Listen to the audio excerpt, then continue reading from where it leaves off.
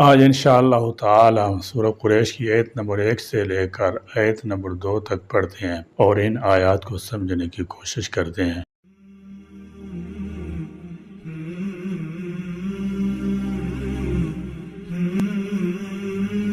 نحمدہ ونصلی علی رسولہ الکریم۔ سورہ قریش کا تعارف۔ یہ مکی صورت ہے۔ قرآنی ترتیب کے لحاظ سے 106 جبکہ نزول کے اعتبار سے 29 نمبر پر ہے۔ ایک رکوع اور 4 آیات، کلمات 17 اور 73 حروف پر مشتمل ہے۔ اس صورت میں قریش پر اللہ رب العزت کے انعامات کا تذکرہ ہے، اس لیے اس صورت کا نام سورہ قریش رکھا گیا ہے۔ ماقبل سے ربط و مناسبت۔ اصحاب فیل کے اس عجیب و غریب واقعے نے، جس کا ذکر سورہ فیل میں گزر چکا ہے، تمام باشندگان عرب کے دلوں میں قریش کی عظمت بڑھا دی تھی، اور سب ماننے لگے تھے کہ یہ لوگ اللہ تعالی جل شانہ کے خاص بندے ہیں۔ اس لیے اللہ تعالی جل شانہ نے ان کے دشمنوں ابرا اور اس کے لشکر کو خود ہلاک فرما دیا۔ اس عظمت کا اثر تھا کہ قبیلہ قریش کے لوگ عرب کے مختلف ممالک کا سفر تجارت کی غرض سے کرتے۔ راستہ میں ان کو کوئی نقصان نہ پہنچایا جاتا اور کوئی خطرہ پیش نہ آتا، حالانکہ دوسروں کے لیے کوئی سفر نقصانات و خطرات سے خالی نہ ہوتا تھا۔ قریش کے ان معمون سفروں کا ذکر اس سورہ قریش میں فرما کر ان کو شکر نعمت کی دعوت دی گئی ہے۔ اس سے دونوں صورتوں میں خاص مناسبت معلوم ہوتی ہے۔ اس پر مفسرین کا اتفاق ہے کہ مضمون کے لحاظ سے یہ سورہ فیل سے بہت ہی مناسبت رکھتی ہے۔ شاید اسی شدید مناسبت کی وجہ سے بعض مصاحف میں ان دونوں صورتوں کو اس طرح ایک کر کے لکھا گیا ہے کہ ان کے درمیان میں بسم اللہ شریف بھی نہیں لکھی گئی۔ چنانچہ ایک گروہ نے دونوں کو ایک ہی صورت خیال کر لیا اور اسی قسم کی چیزوں سے استدلال کیا۔ مثلا حضرت ابی بن کعب رضی اللہ تعالی عنہ کے مصحف میں ان دونوں میں بسم اللہ کا فصل نہ تھا، اور حضرت عمر رضی اللہ تعالی عنہ نے نماز مغرب میں پہلی رکعت میں سورہ والتین پڑھی اور دوسری میں لم تر کیف اور لإیلاف ہی پڑھی، اور دونوں کے درمیان بسم اللہ نہیں پڑھی۔ نبی کریم صلی اللہ تعالی علیہ وسلم نے فرمایا، میں ان میں پیدا ہوا، یعنی قریش میں، نبوت ان میں ہوئی۔ نمبر 2، کعبہ کی دربانی ان کے لیے مخصوص رہی۔ نمبر 3، حاجیوں کو پانی پلانے کی خدمت ان کو دی گئی۔ نمبر 4، اصحاب فیل کے مقابلے میں ان کو کامیابی ہوئی۔ نمبر 5، قریش کے متعلق ایک صورت مستقل نازل کی گئی جس میں ان کے علاوہ کسی اور کا ذکر نہیں کیا گیا، اور وہ صورت لإیلاف قریش ہے۔ اس حدیث سے بھی اس صورت کا استدلال معلوم ہوا۔ علاوہ ازیں دونوں صورتوں کی آیات کا طرز الگ الگ ہے۔ اعوذ باللہ من الشیطان الرجیم، بسم اللہ الرحمن الرحیم، لإیلاف قریش ایلافہم رحلۃ الشتاء والصیف۔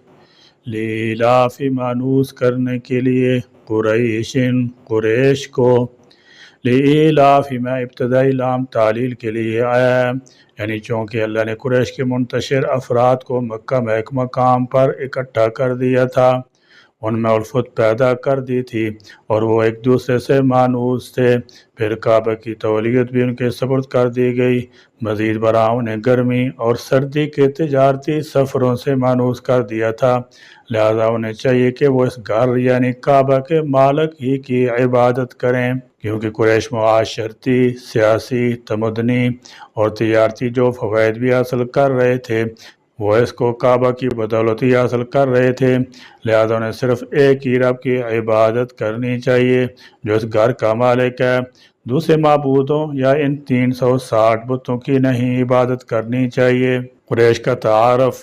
رسول اللہ صلی اللہ تعالی علیہ وسلم کے سلسلہ نسب کی 13ویں پشت میں نضر بن کنانہ نام کے ایک بزرگ گزرے ہیں، ان کی اولاد کو قریش کہا جاتا ہے۔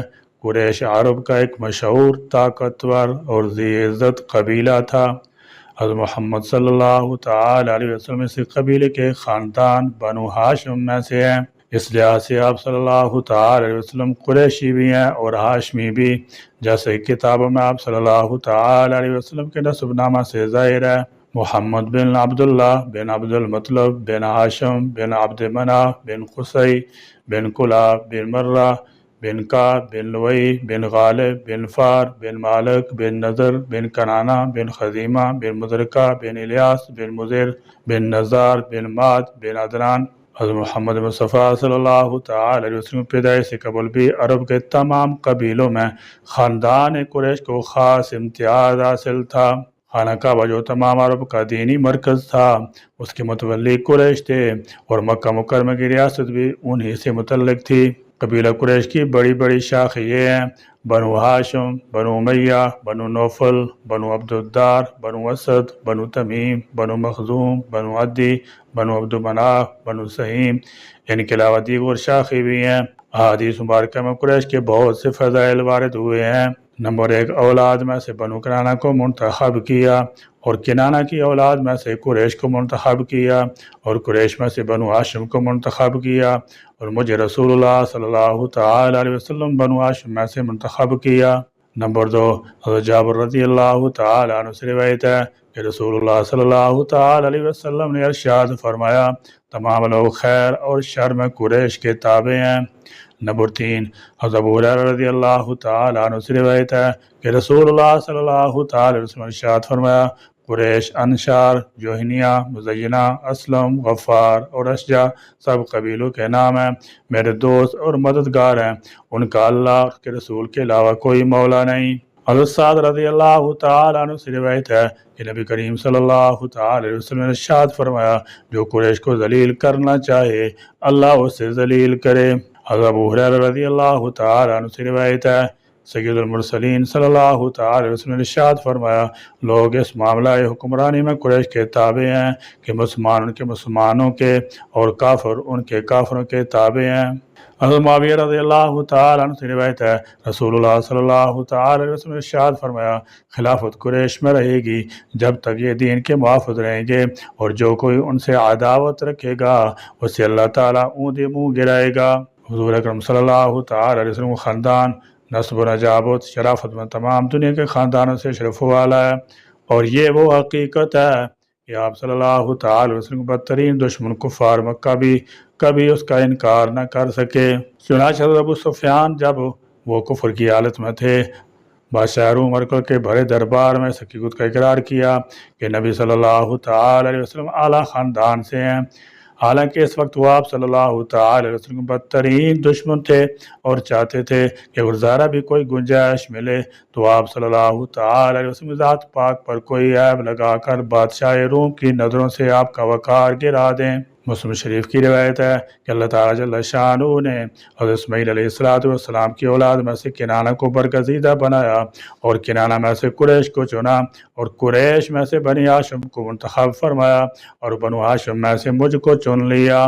بہرحال یہ ایک مسلمہ حقیقت ہے کہ لیس لہ النسب العالی فلیس کمثلہ حسیب نصیب منعم متکرم، یعنی حضور انور صلی اللہ تعالی وسلم خاندان اس قدر بلند مرتبہ ہے کہ کوئی بھی حسب و نسب والا اور نعمت و بزرگی والا آپ صلی اللہ تعالی وسلم کے مثل نہیں ہے۔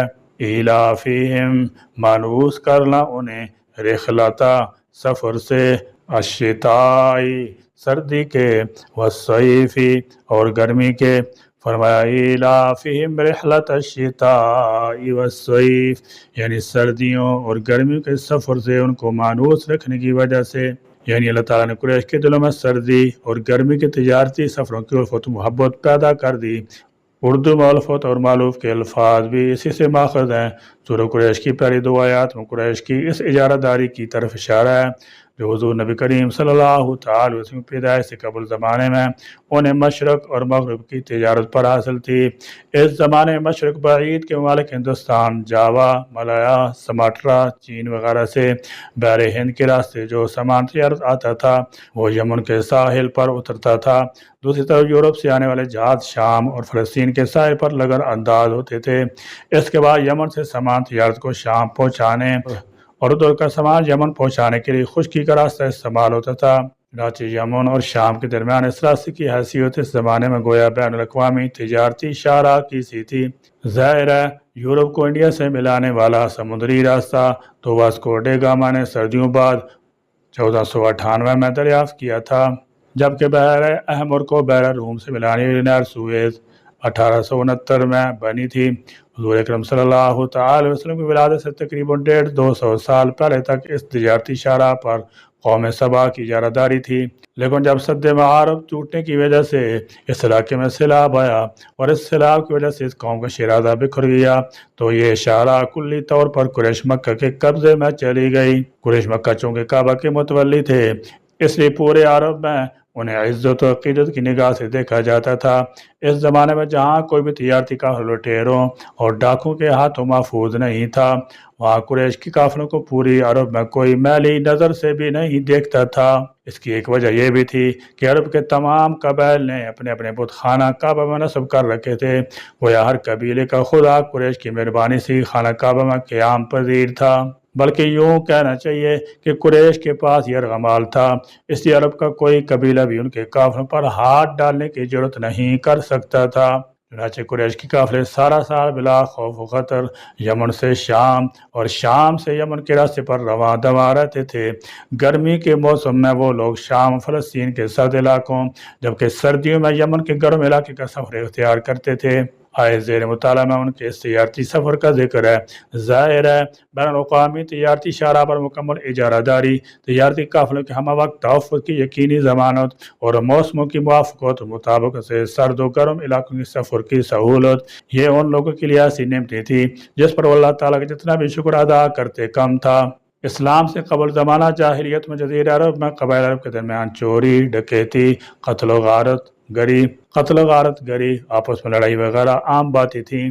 یہی وجہ ہے کہ جب لوگ ایک جگہ سے دوسری جگہ سفر کرتے تھے تو انہیں ہمہ وقت اس بات کا ڈر لگا رہتا تھا کہ کہیں دشمن ان پر حملہ نہ کر دے یا ان کا سامان نہ لوٹ لے، لیکن قبیلہ قریش کا معاملہ بالکل مختلف تھا اور الگ تھا۔ عرب کے سارے قبائل اور باشندے قریش کا بہت زیادہ اکرام اور احترام کرتے تھے، کیونکہ قریش بیت اللہ کے خادم اور اس کی دیکھ بھال کرنے والے تھے، اور لوگوں کے دلوں میں بیت اللہ اور بیت اللہ کی دیکھ بھال کرنے والوں کی بہت زیادہ عزت اور احترام تھا۔ لہذا وہ قریش کے قافلوں کو بالکل نہیں چھیڑتے تھے۔ لہذا قریش سردی کے موسم میں یمن کی طرف اور گرمی کے موسم میں شام کی طرف چین و سکون کے ساتھ ڈر اور خوف کے بغیر سفر کرتے تھے، اور وہاں سے اہل مکہ کے لیے اناج، غلہ اور تمام ضروریات لے کر واپس آتے تھے۔ خلاصہ یہ ہے کہ قریش کو جو سلامتی، خوشحالی اور معاشی ترقی حاصل تھی، اس کا راز یہ تھا کہ ان کو بیت اللہ شریف کی خدمت کا شرف حاصل تھا۔ حق تعالیٰ جل شانہ نے جو دنیوی نعمتیں ہم کو عطا فرما رکھی ہیں، اس پر ہم کو شکر کرنے کی توفیق عطا فرمائیں، اور دین دنیا کا امن، چین، سکون ہم کو نصیب فرمائیں۔ بیت اللہ کی زیارت اور وہاں کی عبادت اور بندگی کا شرف اللہ تعالیٰ ہم سب کو نصیب فرمائیں، اور اپنے اس گھر کا عز و شرف اور بلند فرمائیں، اور وہاں حاضر ہونے والے اور اس گھر کی عزت کرنے والوں کو بھی عزت اور بزرگی عطا فرمائیں۔ آمین۔ وآخر دعوانا الحمدللہ رب العالمین۔